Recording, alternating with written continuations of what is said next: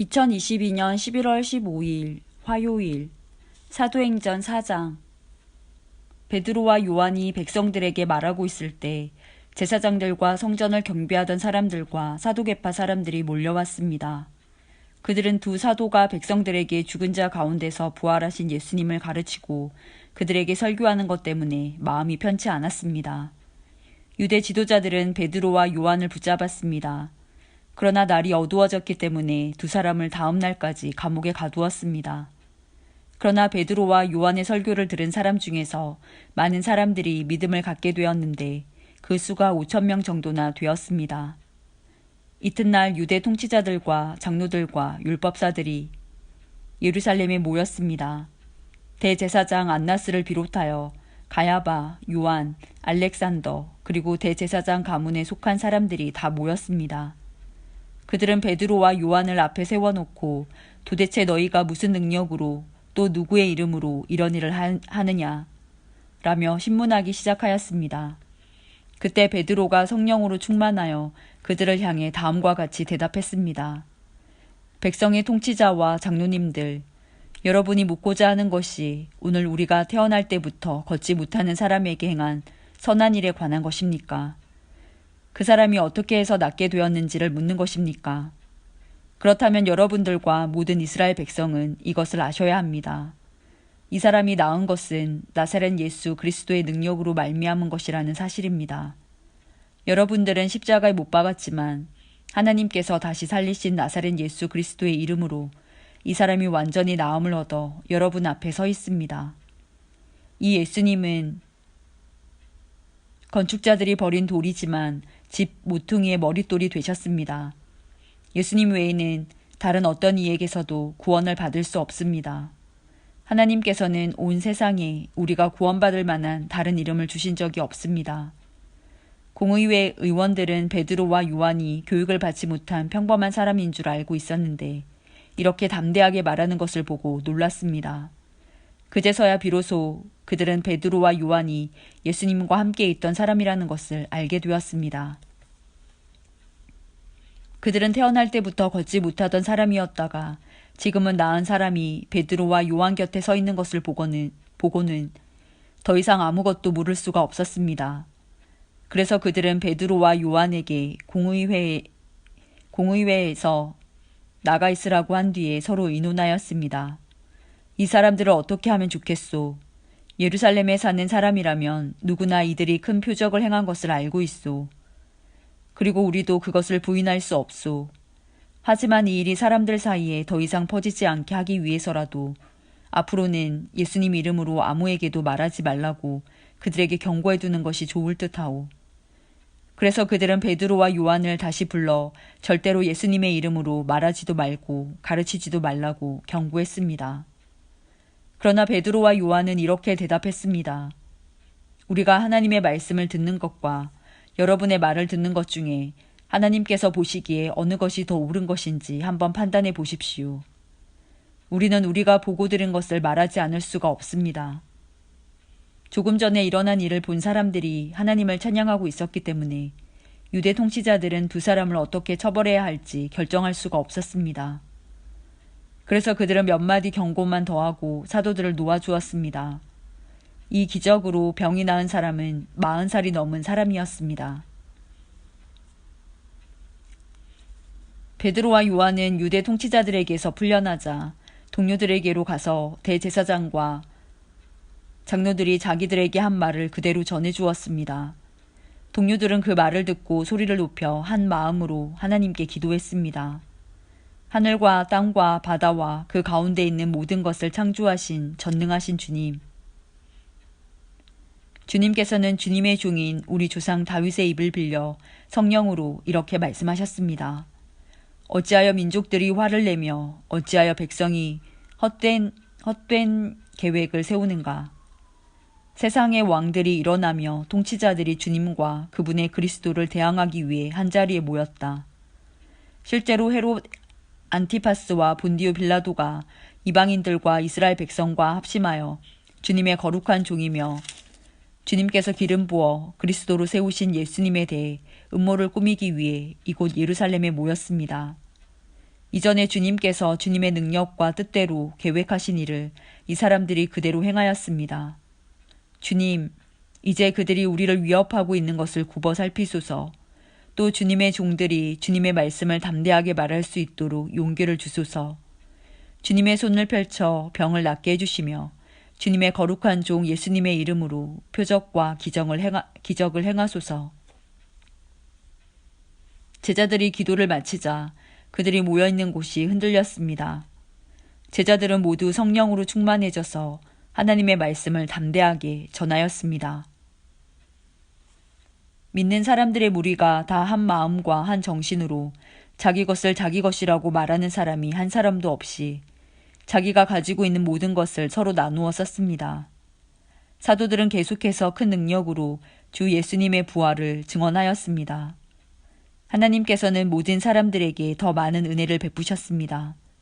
그들 중에 부족한 것이 있는 사람은 한 사람도 없었습니다. 때로는 밭이나 집이 있는 사람이 밭이나 집을 팔아 판 돈을 사도들에게 가져와 사도들의 발 앞에 놓았습니다. 그러면 사도들은 그 돈을 필요한 사람들에게 각각 나누어 주었습니다. 믿는 사람 중에 요셉이라는 사람이 있었습니다. 사도들은 그 사람을 바나바라고 불렀습니다. 바나바란 이름의 뜻은 격려하는 사람입니다. 바나바는 키프로스에서 태어난 레위 지파 사람입니다. 요셉이 자기의 밭을 팔아 그 돈을 사도들의 발 앞에 갖다 놓았습니다. 사도행전 5장. 아나니아라는 사람과 그의 아내 삽비라도 자기들의 땅 일부분을 팔았습니다. 아나니아는 땅을 판 돈에서 얼마를 떼어 몰래 숨겨놓고 나머지만 사도들의 발 앞에 갖다 놓았습니다. 그의 아내도 이런 내막을 다 알고 있었습니다. 그때 베드로가 말했습니다. 아나니아여, 어찌하여 사탄이 그대의 마음에 가득하여 성령을 속이고 땅을 팔아 받은 돈 가운데 얼마를 떼어 놓았소. 그 땅은 팔기 전에도 그대의 것이었고 판 뒤에도 그 돈을 그대 마음대로 할 수 있었소. 그런데 어찌하여 성령을 속일 마음을 먹었소.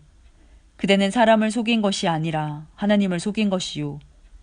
아나니아는 이 말을 듣자마자 쓰러져 죽었습니다. 이 소식을 들은 모든 사람들은 몹시 두려워했습니다. 젊은이 몇 사람이 들어와 그의 시체를 싸서 밖으로 메고 나가 묻었습니다. 3시간쯤 지나서 아나니아의 아내 삽비라가 들어왔습니다. 삽비라는 방금 전에 무슨 일이 일어났는지 전혀 몰랐습니다. 베드로가 삽비라에게 물어보았습니다. 그대와 그대의 남편 아나니아가 땅을 팔아서 받은 돈이 이것뿐이요. 삽비라는 예, 그것뿐입니다 라고 대답했습니다. 베드로가 다시 말했습니다. 어찌하여 그대와 그대의 남편은 서로 짜고 주님의 성령을 시험할 수 있단 말이오. 보시오, 그대의 남편을 장사 지내고 온 사람들이 문 앞에 있으니 그들이 그대를 메고 나갈 것이요. 그 말이 끝나자마자 삽비라는 베드로 앞에 쓰러져서 죽었습니다. 그 순간 젊은이들이 들어와 삽비라가 죽은 것을 보고 그녀를 밖으로 메고 나가 남편 곁에 묻었습니다. 온 교회와 이 일을 들은 모든 사람들이 큰 두려움에 사로잡혔습니다. 사도들은 백성들 사이에서 많은 표적과 기적을 행했습니다. 믿는 사람들이 솔로몬 행각에 자주 모였습니다. 그들은 백성들에게서 칭찬을 받았습니다. 하지만 사람들은 감히 믿는 사람들의 모임에 끼어들지 못했습니다. 이런 중에도 주님을 믿는 사람들은 점점 더 많아졌습니다. 그리하여 남자나 여자나 믿는 사람의 수가 크게 늘어났습니다. 그러자 사람들은 베드로가 지나갈 때면 병자를 길에 데리고 나와 침대나 자리에 눕혀놓고 베드로의 그림자라도 그들에게 덮이기를 바랐습니다. 예루살렘 주변의 여러 마을에서도 사람들이 몰려들었습니다. 그들은 병자와 악한 귀신에게 시달리는 사람들을 데려왔으며 그들은 모두 고침을 받았습니다. 대제사장과 사도계파에 속한 그의 모든 동료들은 사도들을 향한 시기심이 가득하였습니다. 그들은 사도들을 붙잡아 감옥에 가두었습니다. 그러나 밤중에 주님의 천사가 감옥 문을 열고 사도들을 밖으로 데리고 나가며 말했습니다. 너희는 가서 성전에 서서 이 생명의 말씀을 백성들에게 다 전하여라. 사도들은 이 말을 듣고 아침 일찍 성전으로 가서 가르치기 시작하였습니다. 대제사장과 그의 동료들이 도착하여 이스라엘의 모든 장로로 구성된 공의회를 소집하고 감옥으로 사람을 보내어 사도들 데려오게 했습니다. 관리들이 감옥에 가보았으나 사도들은 보이지 않았습니다. 그들은 돌아와서 그 사실을 알렸습니다. 우리가 가서 보니 감옥 문이 굳게 잠겨 있었고 간수들은 문을 지키고 서 있었습니다. 그런데 문을 열고 보니 감옥 안에는 아무도 없었습니다. 이 말을 듣고 성전 경비대장과 제사장들은 사도들에게 일어난 일로 놀라며 당황했습니다. 바로 그때 어떤 사람이 와서 보십시오. 여러분이 감옥에 가두었던 사람들이 성전뜰에 서서 백성들을 가르치고 있습니다. 라고 말했습니다. 그러자 성전 경비대장은 그의 부하들을 밖으로 데리고 나가 사도들을 다시 잡아왔습니다.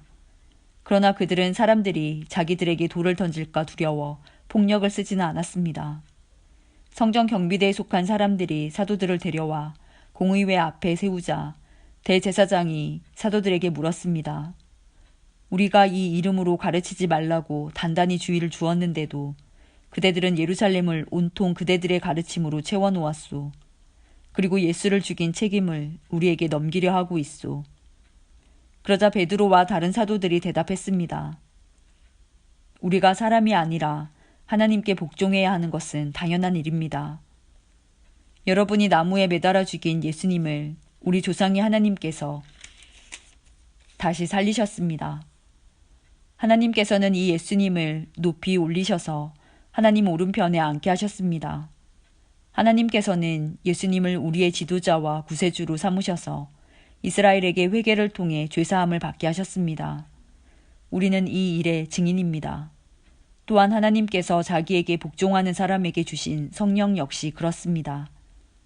공의회 의원들은 이 말을 듣고 몹시 화를 내며 사도들을 죽이려 했습니다. 갑자기 가말리엘이라는 한 바리새파 사람이 공의회 자리에서 벌떡 일어났습니다.